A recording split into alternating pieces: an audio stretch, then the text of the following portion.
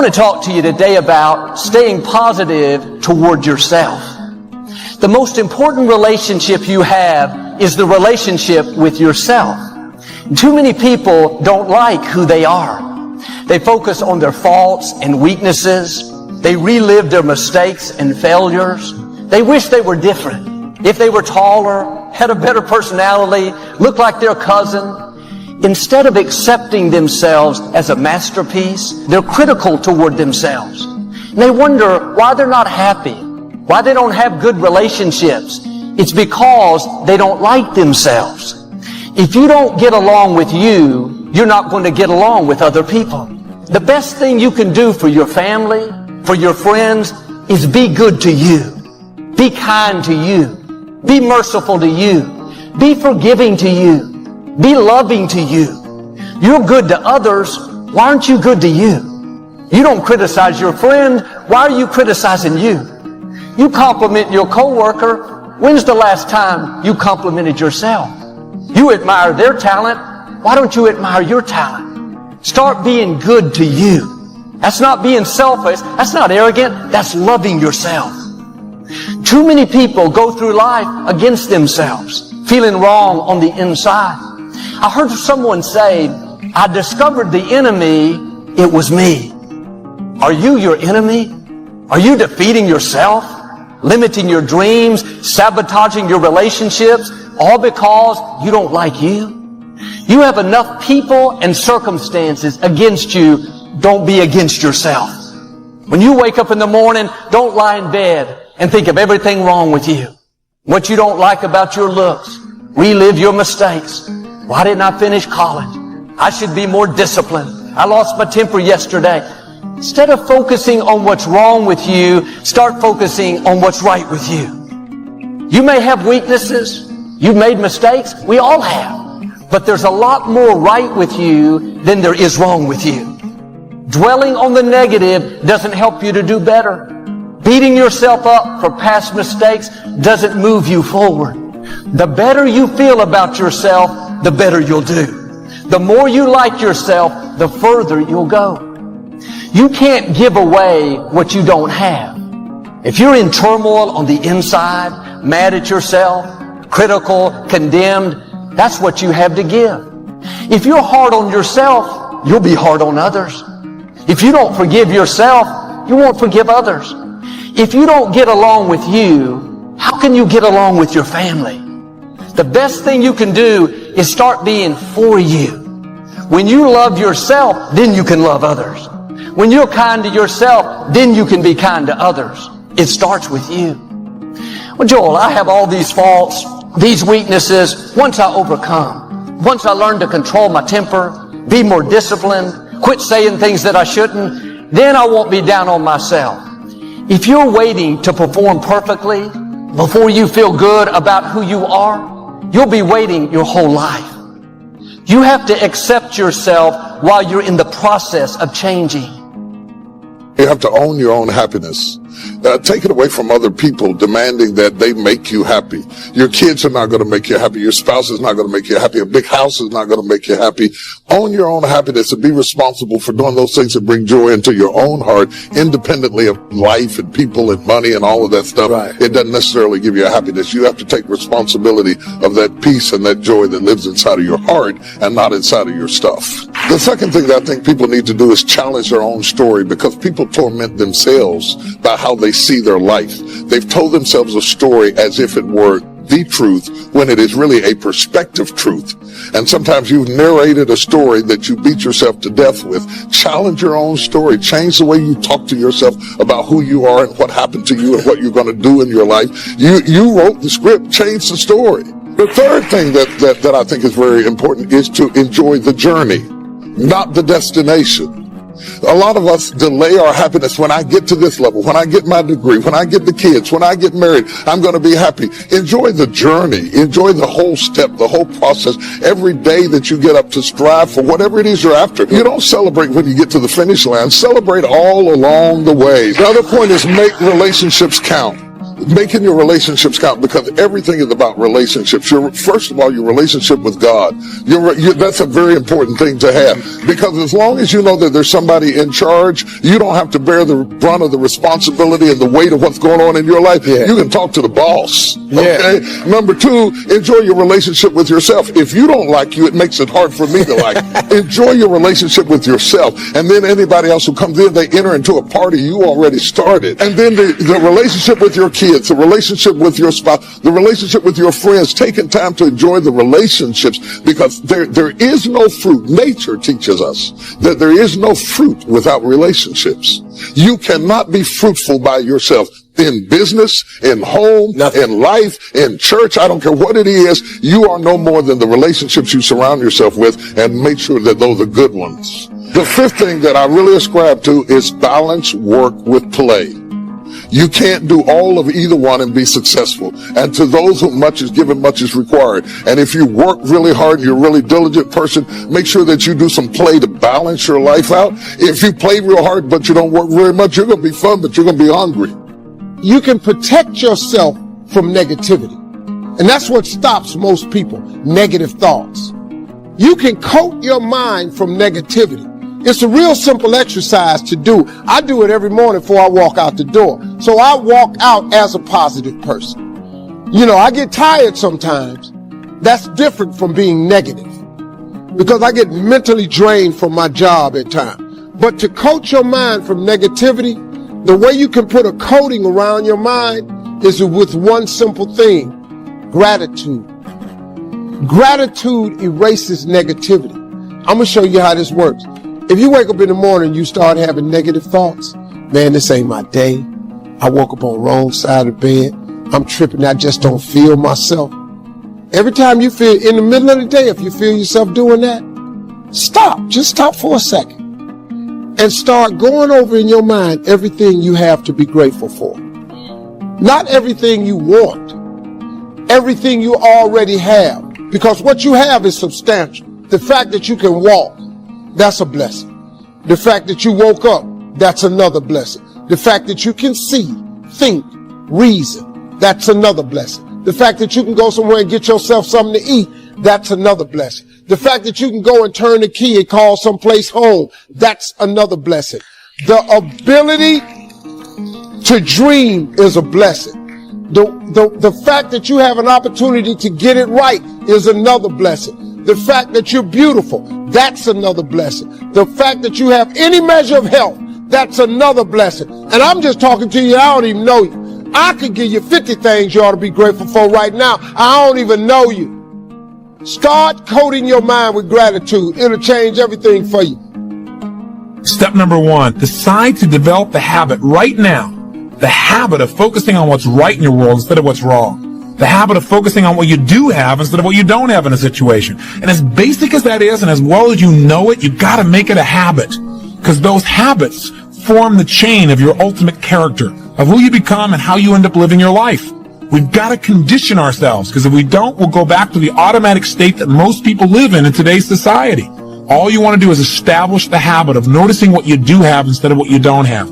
Noticing what's great about a situation versus what's not great. Focusing on solution instead of problems. That's what changes your life. Here's key number 2.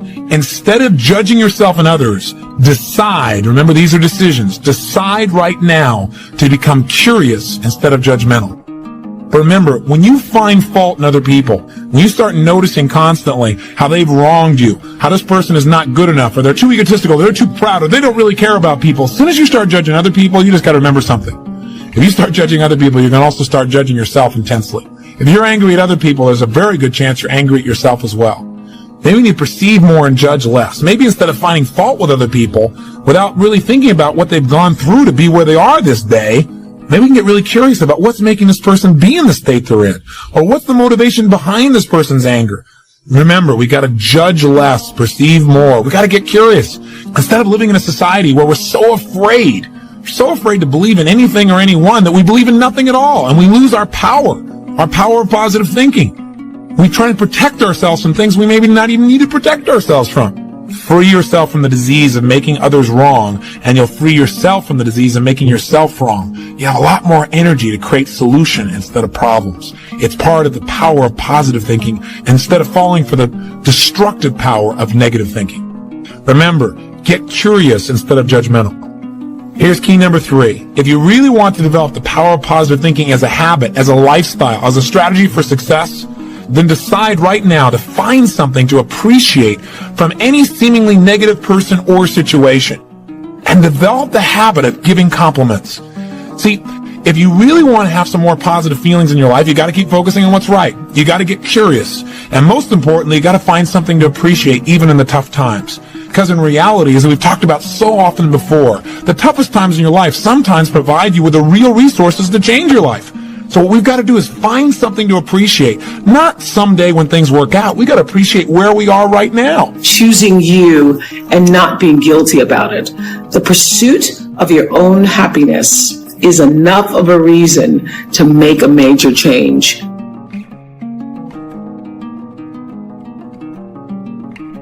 One of the primary things I learned is that relationships, they define us. When they're going great, we feel great. When they're in breakdown, we feel like nothing's going right. What I realize is that if I get on my own vibration for Lisa, and I understand what does it mean to accept me? What does it mean to own my life? What does it mean to be at peace with everything about me, my good, my bad, my happy, my sad, my right, my wrong, and everything in between? Like when I can love my light and love my darkness, when I settle in who I am, and I could feel full in my esteem. When others have a tendency to not accept me, it lands a little easier. I remember there was a time in my life when all I wanted was for people to accept me. But I realized that I needed them to accept me and love me because I wasn't really accepting Lisa. I wasn't really loving Lisa to my fullest. I want you all to stay true to the most real, most sincere, most authentic parts of yourselves. I want you to ask those basic questions. Who do you want to be? What inspires you? How do you want to give back? And then I want you to take a deep breath and trust yourselves to chart your own course and make your mark on the world. The number one thing you have to do is to work on yourself and to fill yourself up and keep your cup full. Keep yourself full. Now, I used to be afraid of that. I used to be afraid, particularly from people who say, oh, she's so full of herself. She's so full of herself. And now I embrace it. I consider it a compliment that I am full of myself. Because you only when you're full, I'm full, I'm overflowing, my cup runneth over. I have so much to offer and so much to give. And I am not afraid of honoring myself. You know, it's miraculous when you think about it. Trust yourselves to chart your own course and make your mark on the world.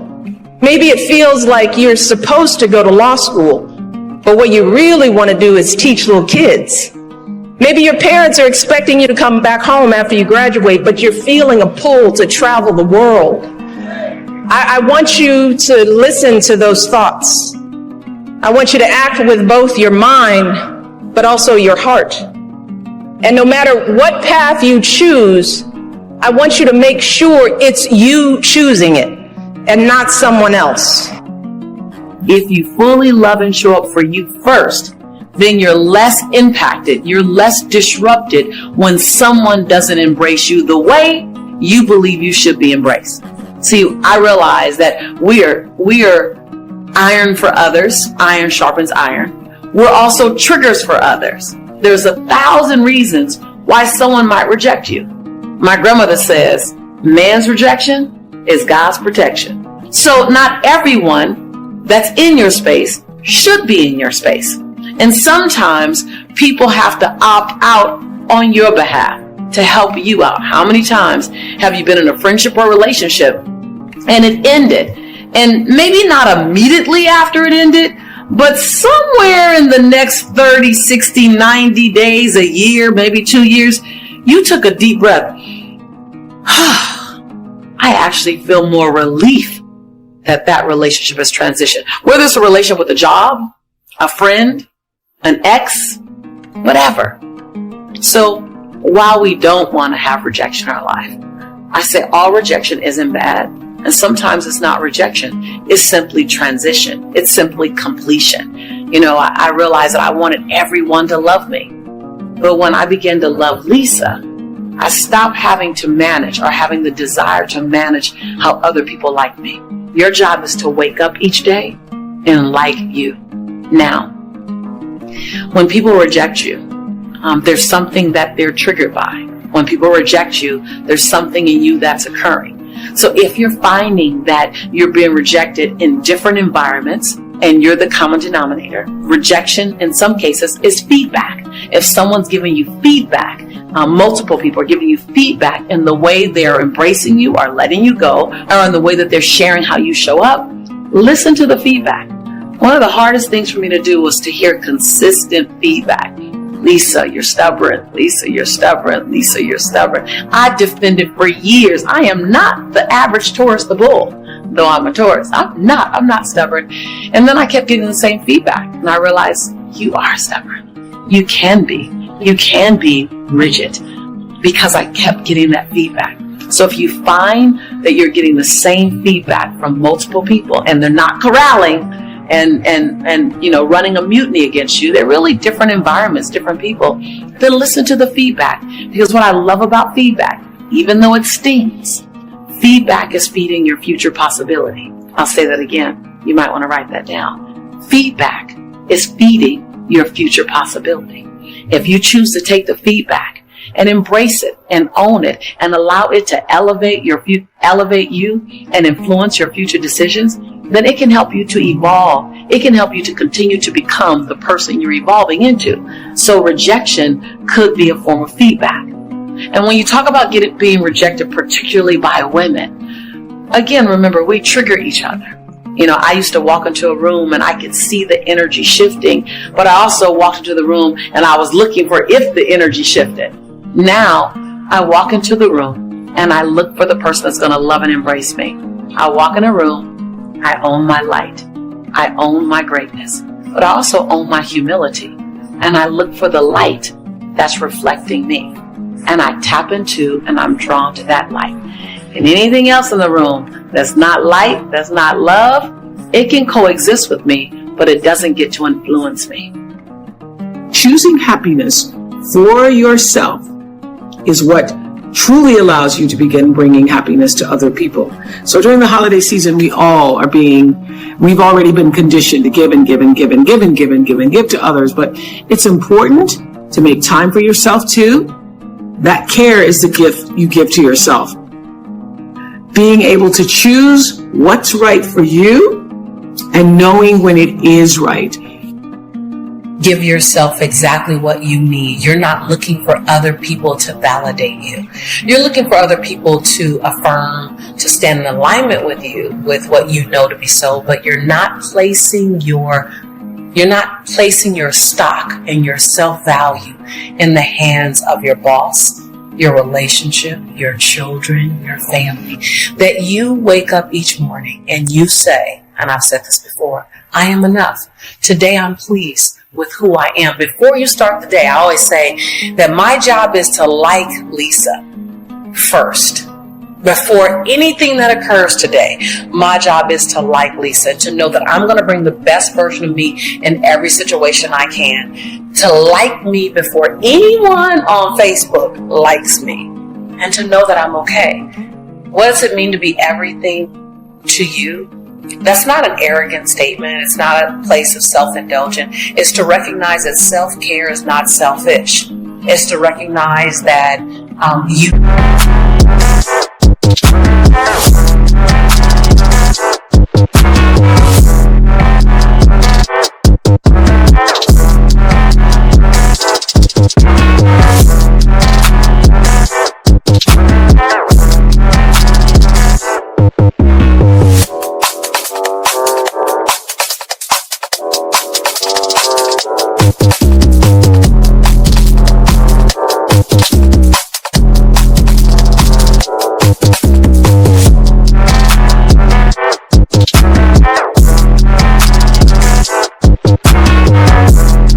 only serve others from a full cup, and that it's your job to fill yourself up. Fill yourself up with positive thinking. That's why you're here. Fill yourself up with new possibility. That's why you're here. Fill yourself up with new opportunities. Fill yourself up with having the best people on your planet. Loving yourself enough to remove unhealthy, toxic people out of your life. People who love you don't treat you badly. Love doesn't hurt. It's supposed to feel good. Ladies, take the blame off yourself. Men are really, really good at that. Making you think something wrong with you. Oh, real men don't really operate like that. But you got so many men out here from these broken homes. You got so many men out here that ain't had a father figure, that didn't tell them what real men really do. That real men buckle down. That real men meet a woman and put her on a pedestal and treat her like a queen. Real men get taught this. When you don't have a man that's been taught that, you're dealing with a man that don't have all the qualities of manhood.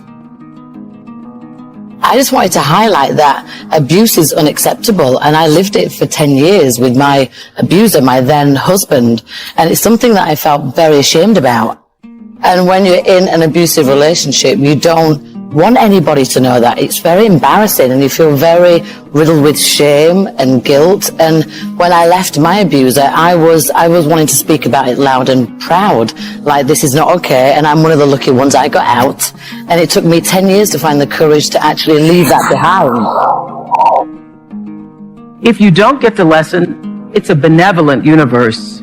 It will come back wearing a different pair of pants in a different form. It will show up again to see if you really got it. So what is the great lesson for us? I mean, it really is what Oprah's saying, which is that when you get a red flag or a caution, a yellow blinking light, don't let it go to red. Get it when it's yellow, when the caution is there, that's saying something doesn't feel right. Check in with your friends. Ask them what they think about who you're with. And I'll tell you something, we don't want to do that. We don't want to ask our friends. And I always say this, if you're living a life and having a relationship that you can't tell your friends about what's happening in your relationship, something's wrong. If you've got to keep the secret, something's wrong. It means because I don't want you to know that he's calling me a B. He doesn't really mean that. He only does that when he drinks too much.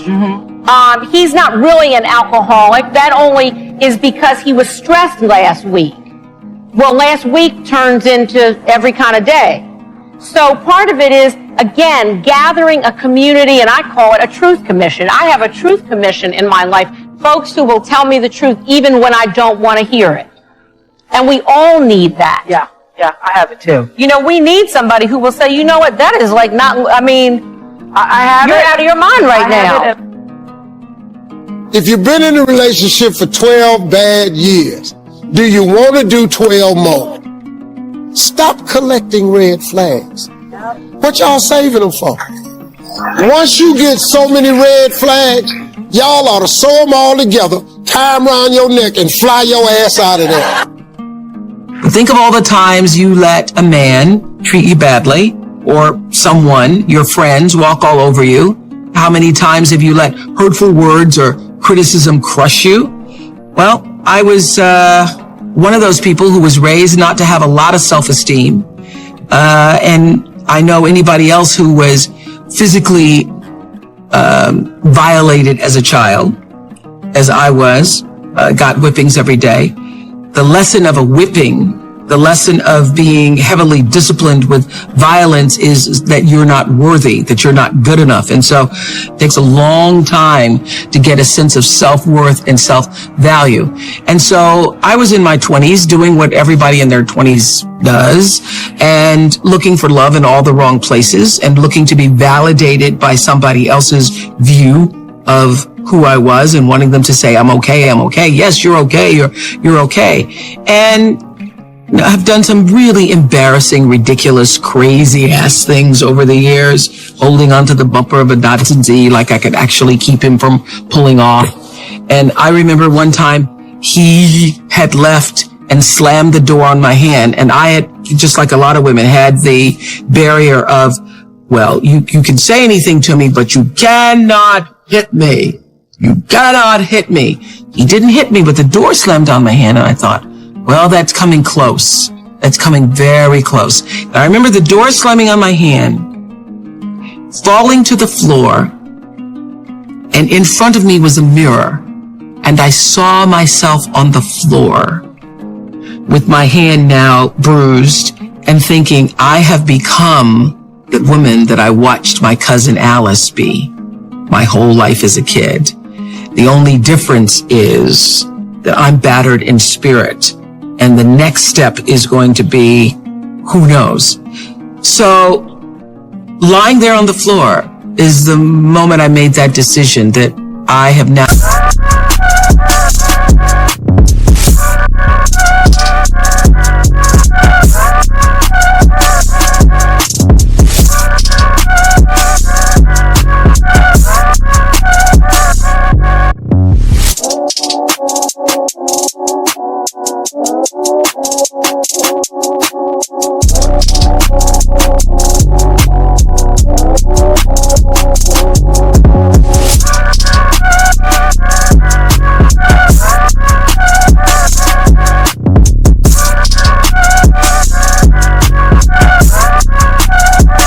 I'll become a woman that I never imagined myself to be, and I got to figure out how to get myself out of this.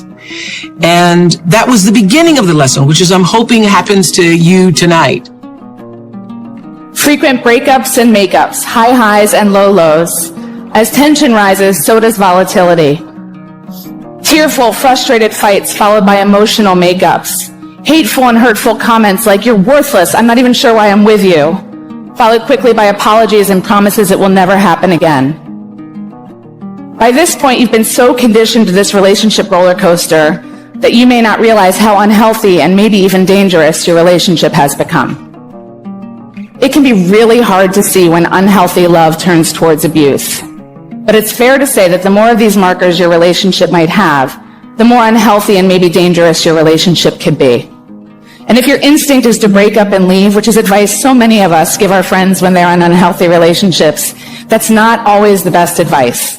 Time of breakup can be a real trigger for violence. If you fear you might be headed towards abuse or in abuse, you need to consult with experts to get the advice on how to leave safely. But it's not just about romantic relationships, and it's not just about violence. Understanding the signs of unhealthy love can help you audit and understand nearly every relationship in your life. For the first time, you might understand why you're disappointed in a friendship, or why every interaction with a certain family member leaves you discouraged and anxious. You might even begin to see how your own intensity and jealousy is causing problems with colleagues at work. Understanding is the first step to improving. And while you can't make every unhealthy relationship healthy, some you're going to have to leave behind. You can do your part every day to do relationships better. And here's the exciting news. It's actually not rocket science. Open communication, mutual respect, kindness, patience, we can practice these things every day. And while practice will definitely make you better, I have to promise you it's also not going to make you perfect. I do this for a living. Every day I think and talk about healthy relationships, and still I do unhealthy things. Just the other day, as I was trying to shuttle my 4 kids out the door amidst quarreling, squabbling, and complaints about breakfast, I completely lost it. With an intentionally angry edge, I screamed, "Everybody just shut up and do what I say. You are the worst. I'm going to take away screen time and dessert and anything else you could possibly ever enjoy in life." Anybody been there? Volatility. Belittling. My oldest son turned around and looked at me and said, "Mom, that's not love." For a minute, I really wanted to kill him for calling me out, trust me. But then I gathered myself and I thought, you know what, I'm actually proud. I'm proud that he has a language to make me pause. I want all of my kids to understand what the bar should be for how they're treated, and to have a language and a voice to use when that bar is not met versus just accepting it. The purpose in this life is to fail. But it's not just to fail. It's to fail and overcome the obstacle that made you fall. That means get back up right now. If you're down in a rut,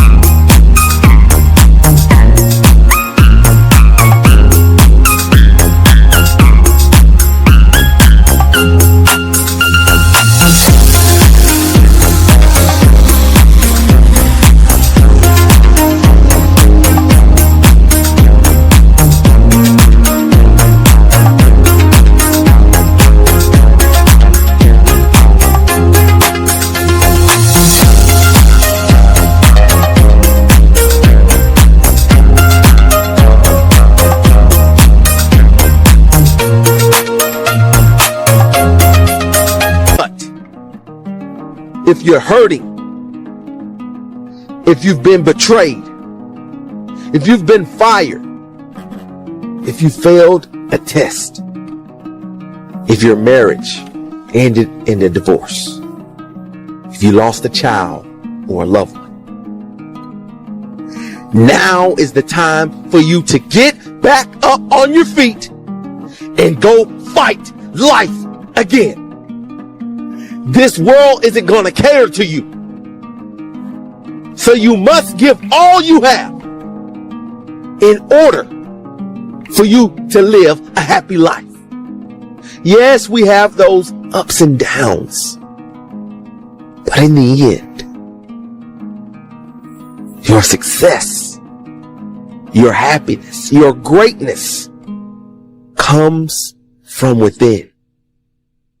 You are the only person that can encourage you to get back up. Look in the mirror right now and tell yourself, I will fight through this.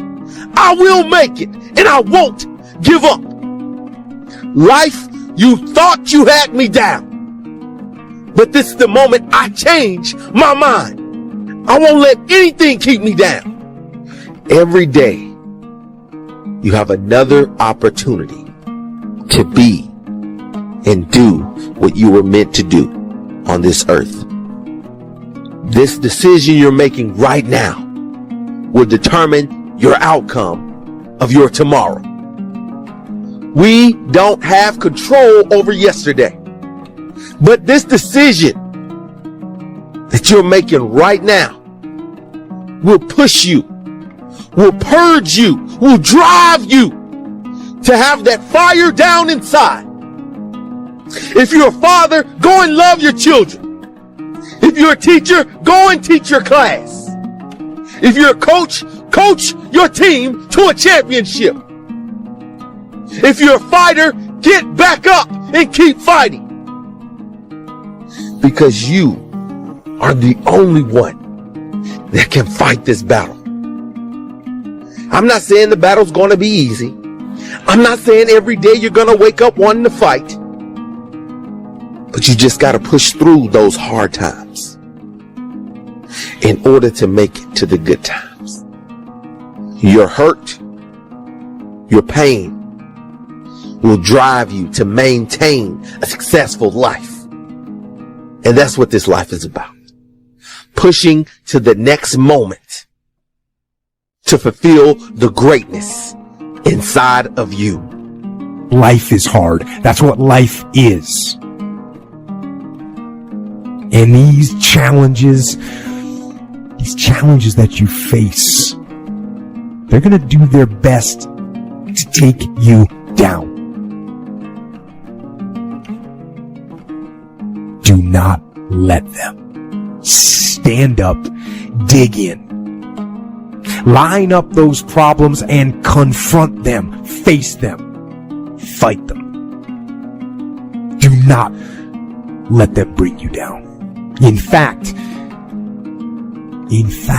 let those challenges raise you up. Let them elevate you. Let their demands and their trials make you stronger. Let the adversity you face today turn you into a better person tomorrow. So in the future, you look back at these struggles and you say to them, thank you. You made me better.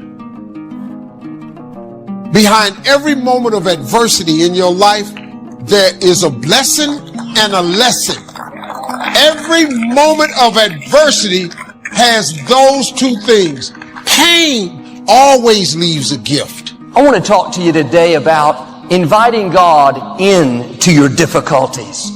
Most of the time we're praying, God, get me out of this challenge. Get me out of this trouble at work. Get me out of this financial setback. There's nothing wrong with that. But before you get out, you have to invite God in. Sometimes the miracle is not in getting out. It's in what God is going to do in the situation. And instead of just praying, God, get me out, why don't you start praying, God, come in to this hospital room while I take the treatment. Come into this trouble at work where the people aren't fair. Come into this anxiety that I'm dealing with. What's more powerful than God bringing you out is when God comes in and begins to change things. He comes in and gives you favor despite who's trying to push you down.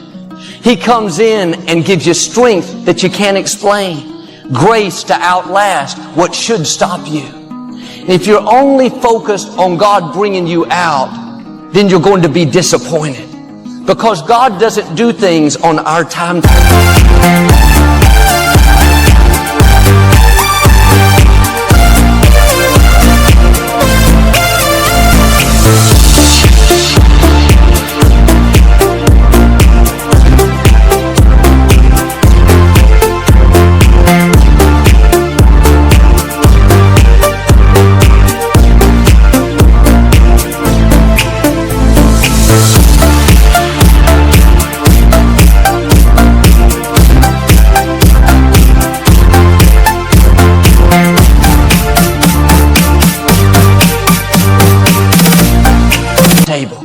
Sometimes it's taking longer than we thought.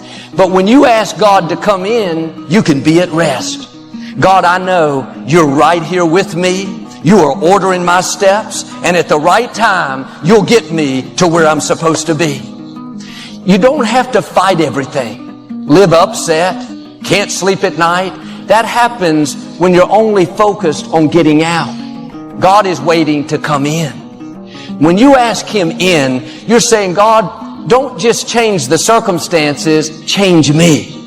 Help me to not just go through this situation, help me to grow through it. Help me to learn. Increase my faith. Let my character come up higher. If God delivered us out of everything instantly, we would never reach our highest potential. Now don't be discouraged because God didn't keep you out of the fire. God doesn't stop every negative situation. He uses adversities to move us into our purpose. We would never know His power if we were never thrown into a fire, so to speak. You wouldn't know He was a healer if you never had an illness. We wouldn't know He could move mountains if we never faced big obstacles. Now, quit complaining about what you're up against. It's not a surprise to God.